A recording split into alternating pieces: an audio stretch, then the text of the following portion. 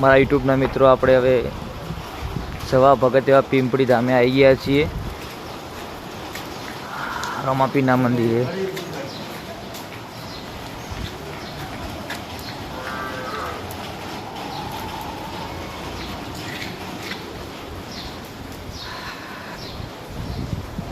વરસાદ ચાલુ છે અને મજા આવે છે ભાઈ તો આમાં.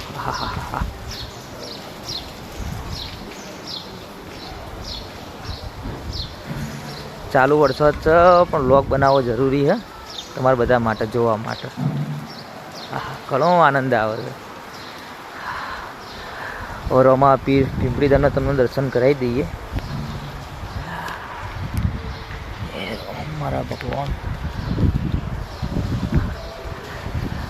આટલા મસ્ત દર્શન તમે કોઈ દાર નહીં થયા હોય.